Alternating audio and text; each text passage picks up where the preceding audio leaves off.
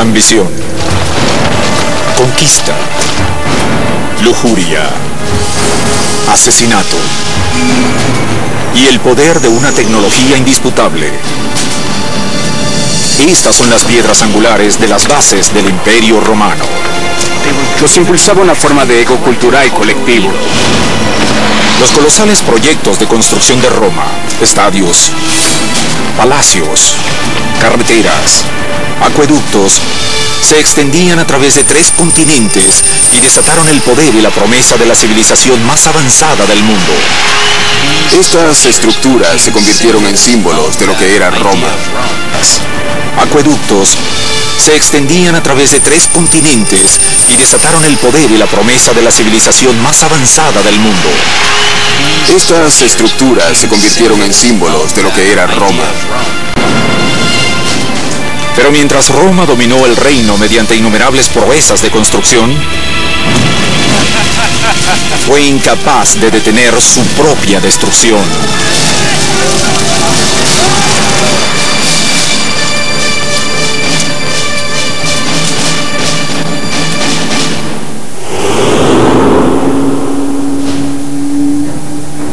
...15 de marzo, año 44 a.C.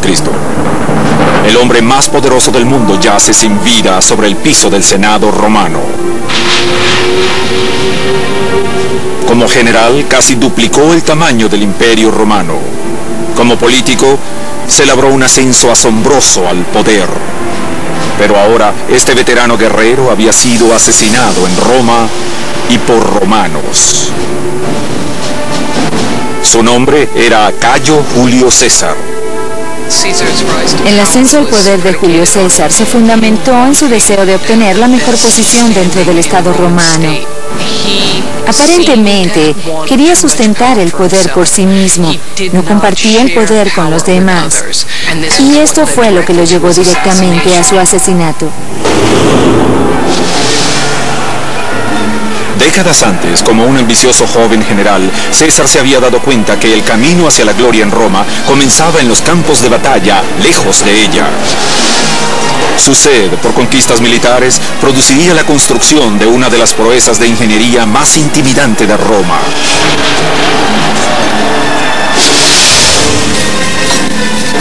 Año 55 a.C.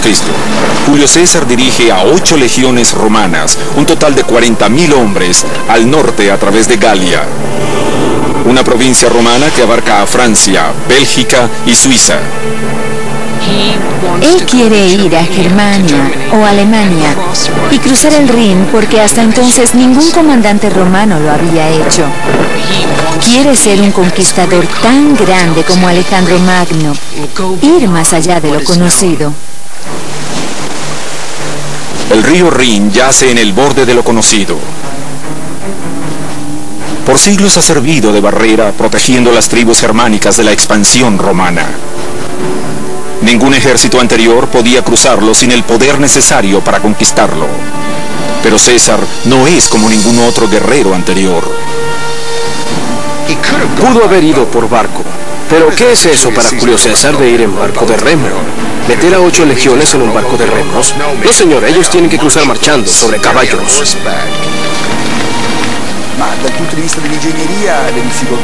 Desde el punto de vista de la ingeniería, las dificultades en construir un puente sobre un río como este son enormes en relación a la profundidad del agua y a la fuerza de las corrientes.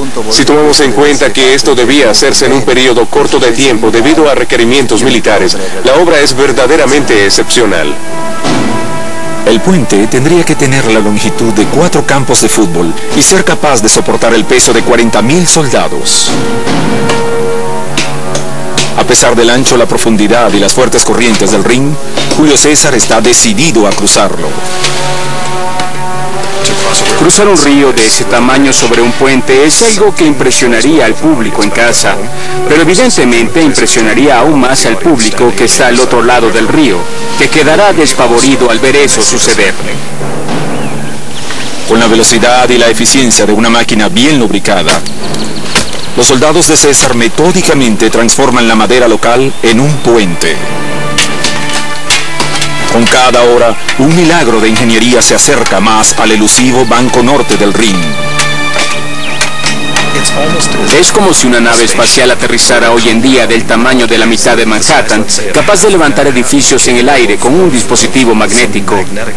Eso sería algo muy aterrorizante, algo que seguramente no entenderíamos.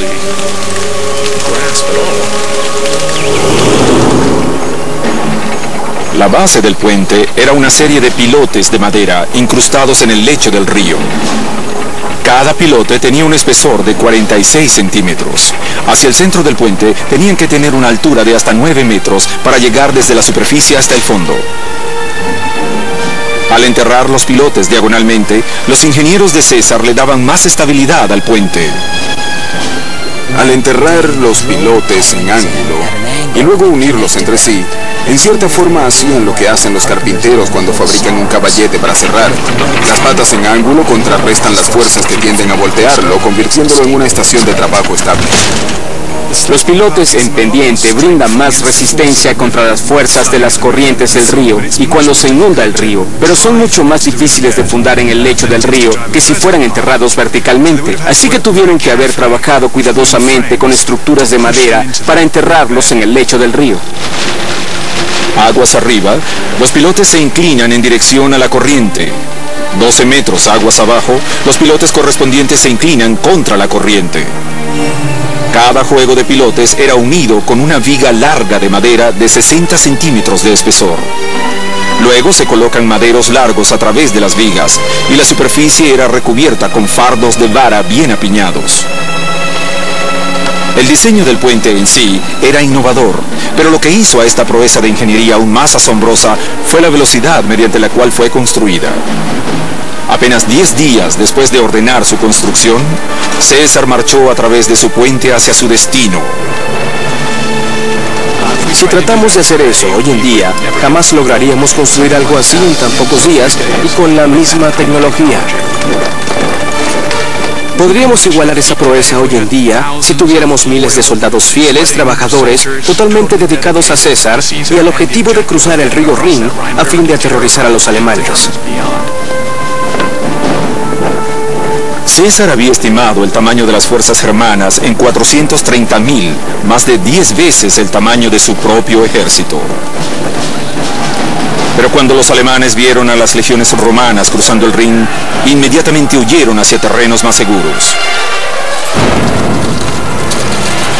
Durante los 18 días siguientes, César exploró libremente el territorio al norte del Rin, sin enfrentar resistencia alguna. Luego cruzó de regreso sobre el puente y lo desmanteló, dejando atrás un mensaje inequívoco. El simbolismo de aquello fue: Roma puede ir a donde quiera, no hay nada que pueda detenerla. Y para ser más conciso, Julio César puede ir donde quiera. El puente de César era una muestra prematura de su evidente ambición.